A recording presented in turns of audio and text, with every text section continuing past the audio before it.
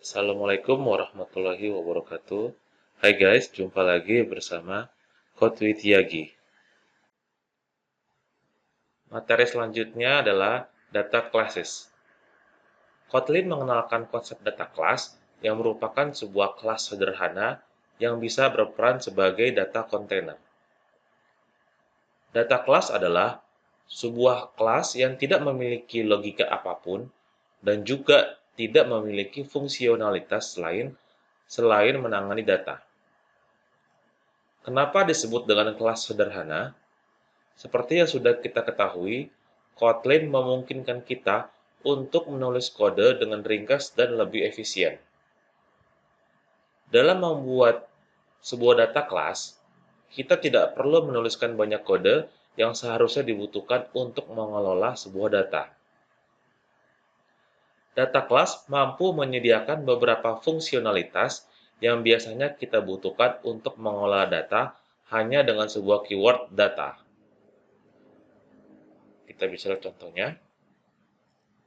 Hanya dengan satu baris kode ini, compiler akan secara otomatis menghasilkan konstruktor, fungsi toString, fungsi equals, fungsi hashcode, fungsi copy, dan juga fungsi komponen.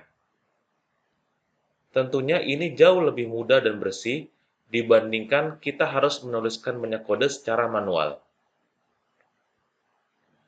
Beberapa hal yang perlu kita perhatikan dalam membuat sebuah data class adalah konstruktor utama pada kelas tersebut harus memiliki setidaknya satu parameter. Yang kedua, semua konstruktor utama perlu dideklarasikan sebagai val atau var. Dan yang terakhir, modifier dari sebuah data class tidak bisa abstrak, open, sealed, atau inner. Sebelum kita masuk ke dalam pembahasan tentang apa saja yang bisa data class lakukan, mari kita perhatikan dulu kode berikut. Kode ini merupakan sebuah kelas yang umumnya digunakan untuk menampung sebuah data. Kelas tersebut memiliki sebuah konstruktor yang berisi beberapa properti yang bisa kita akses, baik itu create maupun read. Selanjutnya, perhatikan juga kelas berikut. Kelas ini hampir sama dengan sebelumnya, namun memiliki keyword data, yang menandakan bahwa kelas tersebut merupakan sebuah data kelas. Lalu, apakah perbedaan antara keduanya?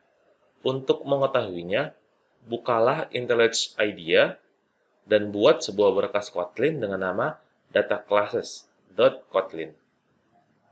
Ketikkan kedua kelas tadi di dalamnya dan buat juga fungsi main sebagai tempat di mana kita akan mencoba mengelola atau mengoperasikan kedua kelas tersebut. Untuk mengetahui perbedaan yang pertama, kita akan menggunakan fungsi println untuk menampilkan dua objek yang akan dibuat dari kelas user dan data user. Kita bisa menambahkan kode berikut.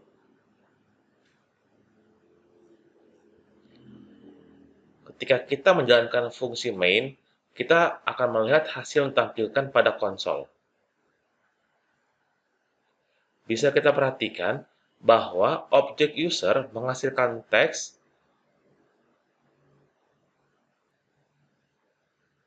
user at 65b54208. User adalah nama kelas itu sendiri, dan at 65b54208 adalah memory address dari kelas tersebut.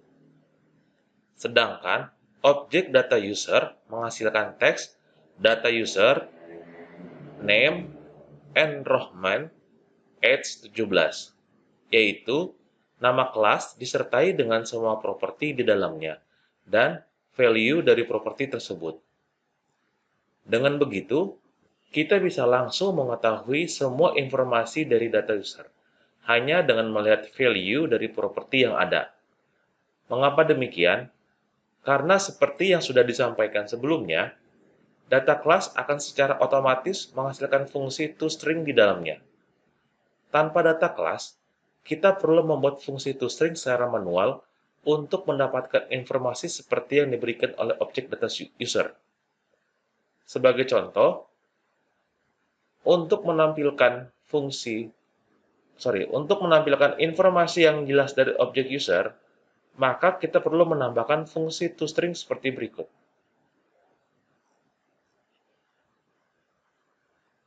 Kita bisa lihat menambahkan fungsi toString. Dengan menambahkan fungsi toString seperti ini, maka objek user akan bisa menghasilkan teks yang sama dengan objek data user. Ketika kita menjalankan fungsi main, outputnya akan sama. Selanjutnya, kelebihan lain dari data class adalah ia sudah memiliki fungsi equals secara otomatis. Maka, jika kita ingin melakukan komparasi antara dua buah objek, kita bisa lakukan dengan mudah seperti contoh di bawah ini. Konsol akan langsung memberitahu apakah kedua objek tersebut sama atau tidak ketika kita menjalankan fungsi main. Outputnya true dan false. Data class juga memungkinkan kita untuk menyalin sebuah objek dengan sangat mudah hanya dengan memanfaatkan fungsi copy di dalamnya. Untuk mencobanya, buatlah objek baru dari kelas data user seperti berikut.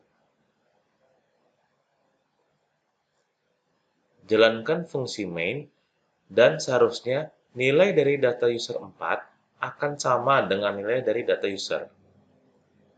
Menariknya, dengan fungsi copy, kita juga bisa memodifikasi objek tersebut dengan nilai yang baru. Sebagai contoh, kita akan mengubah nilai dari properti age menjadi 18. Cukup tuliskan kode seperti berikut.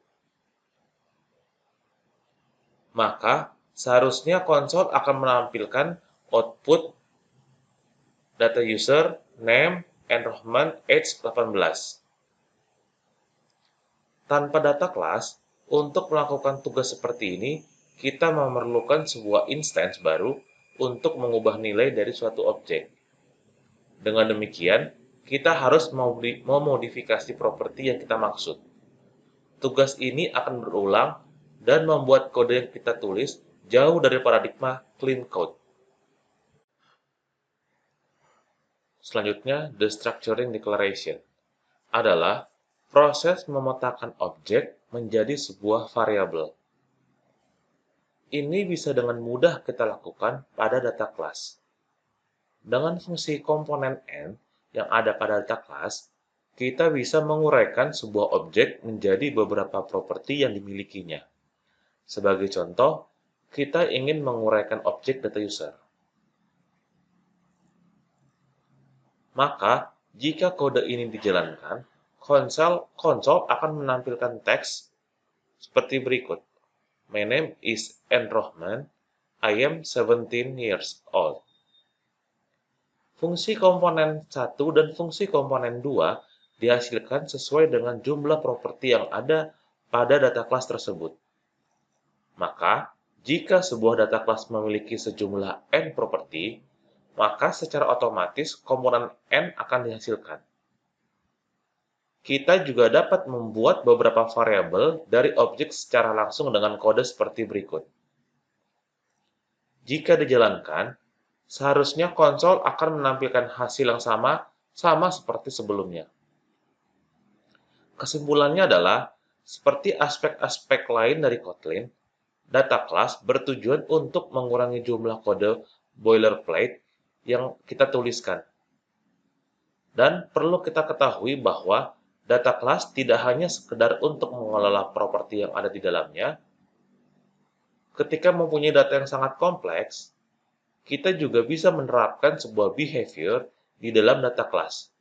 Contoh sederhananya, kita bisa membuat fungsi di dalam data class seperti berikut.